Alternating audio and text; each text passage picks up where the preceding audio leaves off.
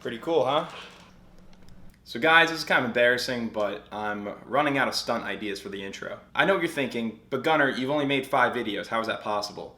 I didn't think we'd get this far either. That being said, if you have any stunt suggestions, please leave them in the comments below. Otherwise, I'll be doing another somersault next week. But enough about that, let's make fun of influencers. And today we're going to be talking about reality TV, specifically MTV's reality show on Tana Mongeau called No Filter, Tana Mongeau, which has been releasing its 2nd season episodes over the last few weeks. And I know what you're thinking. There was a 1st season? Yeah, I didn't watch it either. From the get-go, let's get this out of the way. Tana Mongeau is extremely unlikable in the show, and she knows it. Most of the show revolves around her just kind of being a brat and her friends looking uncomfortable. She got some major backlash from the fans of the show and did what any reasonable YouTuber would do after they received backlash. She made an apology video. It's an hour long and she talks about how she hated filming the season because she was going through a depression at the time. So here's the commentary channel dilemma. Is it considered hate to make fun of the show with you? And I don't think so. She admitted she doesn't like herself in the show and that she's grown from it. If that's true, I say it's a free pass to make fun of an older version of Tana that she herself admits was shitty to people. With that said, please don't send hate to Tana, just keep the laughs here on this video and enjoy. So we're going to be watching Season 2, Episode 6 of No Filter Tana Mongeau,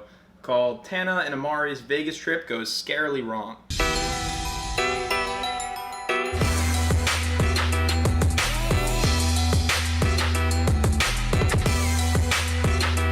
Let's talk about fragrance. Okay.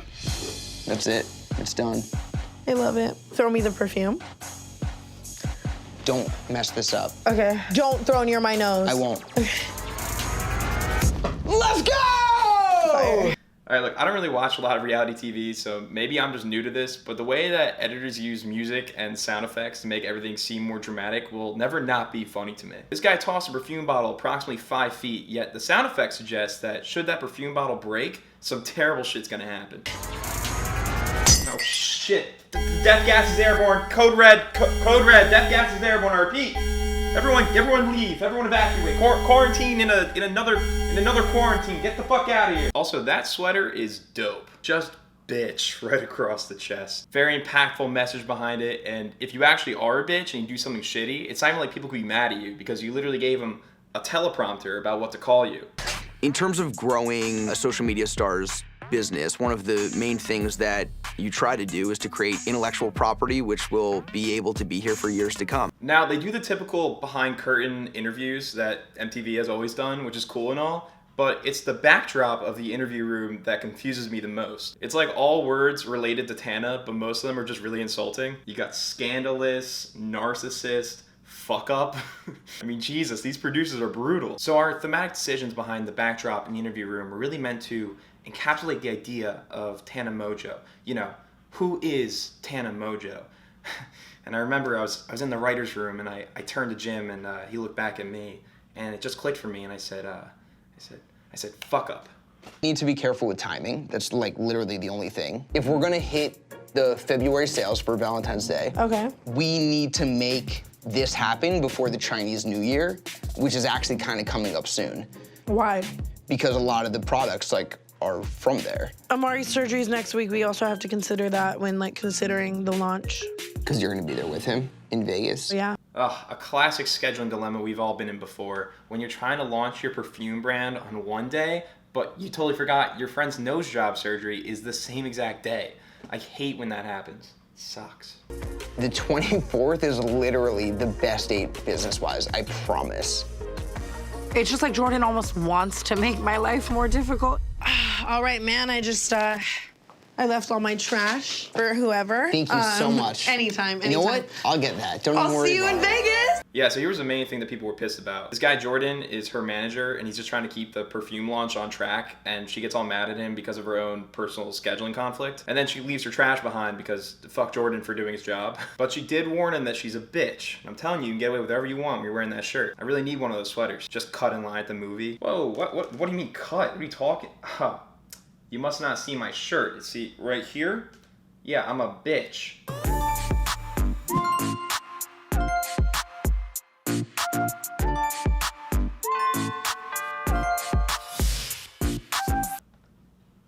Wait, hold up. Paris Hilton is a celebrity perfumer? I mean, I don't really know what Paris Hilton does, but I'm pretty sure That just kind of makes a mockery out of it, like as if she's working weekends at Macy's giving out free samples. MTV is taking some shots below the belt right now, and I'm on board for it. Welcome to Slivington Manor. First time I ever met Paris, I jokingly said to everyone I was with, I'm going to make her my mentor.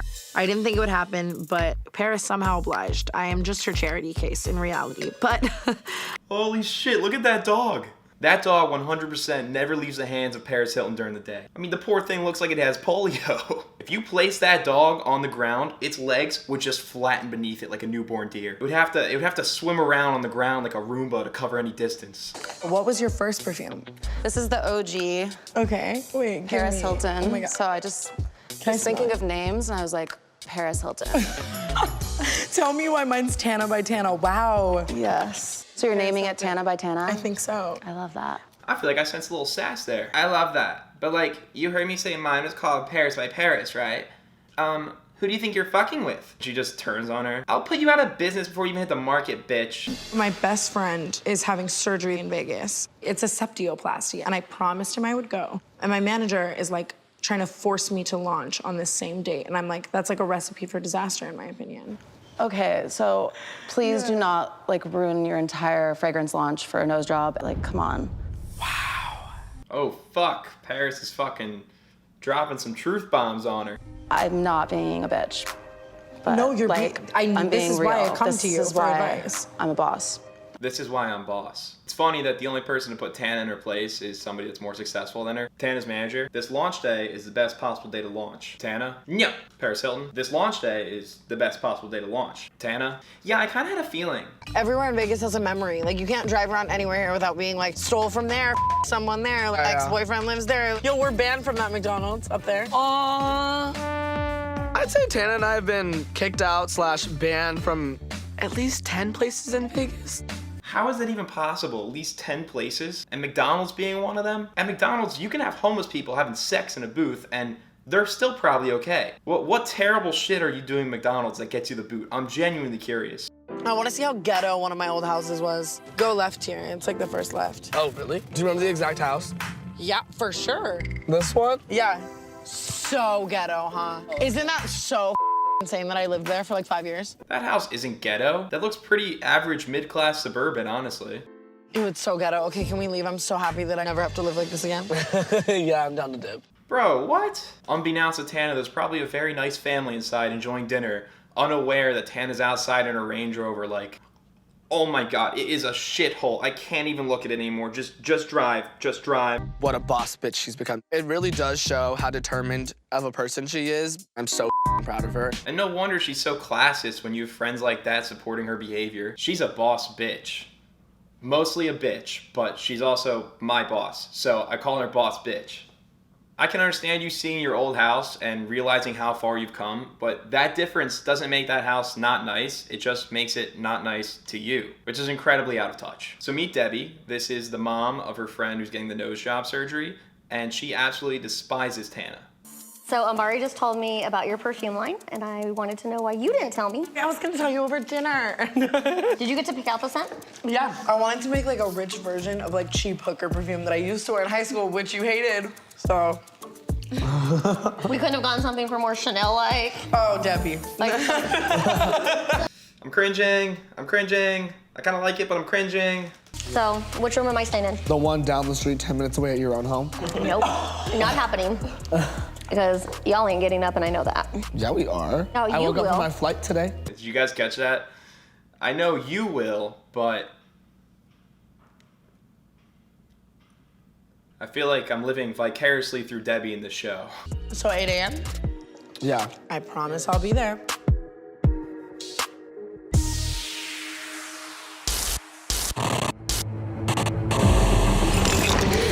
Flash the gun. No, you guys, let's not even talk about it.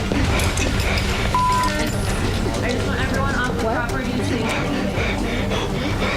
How do I shut this door? How do I shut this door? Rapid shift in tone. There's some sort of problem with the rental property. The owner is sad about some noise, and then all of a sudden there's a knock at the door.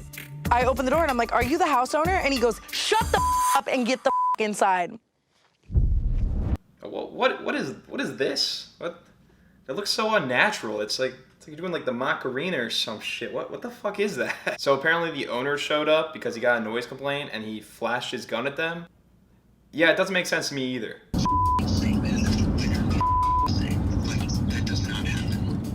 It does to me.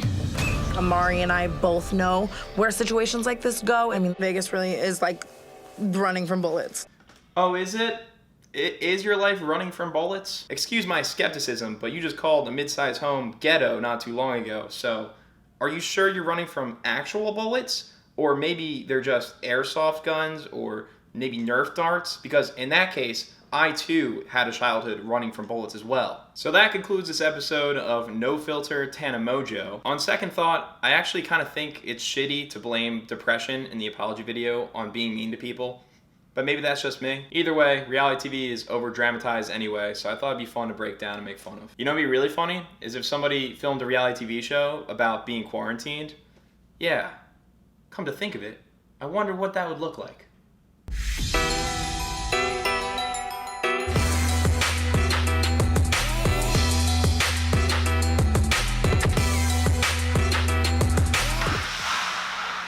Hey, what's up, man? Not much, bro. Just watching Netflix. All right, dope. Hey, wait. Make sure you wash your hands. Oh yeah, no, I didn't touch anything. Didn't touch anything? How'd you just open that door? I used my dick. You used your dick? Yeah, I just kind of like crotched it, you know? I just kind of like crotched it and opened. I just don't get how Gunnar could be so insensitive. It's like, we're in quarantine. Like, wash your hands. Show a little bit of fucking respect for me. All I'm saying is I don't get why we signed release forms for the show. There's an entire production crew in our apartment. Yeah, but it's all us, so we can't infect ourselves. Yeah, I guess you're right. Of course I'm right. That's why I'm boss. That's why you're boss. Well, I hope you enjoyed today's video. There's a lot of new faces here because of that Alex Warren video randomly doing very well, so I hope to keep you entertained. Be sure to put on those latex gloves and smash that like and subscribe button, as well as turn on post notifications so you don't miss next week's stunt. Good day.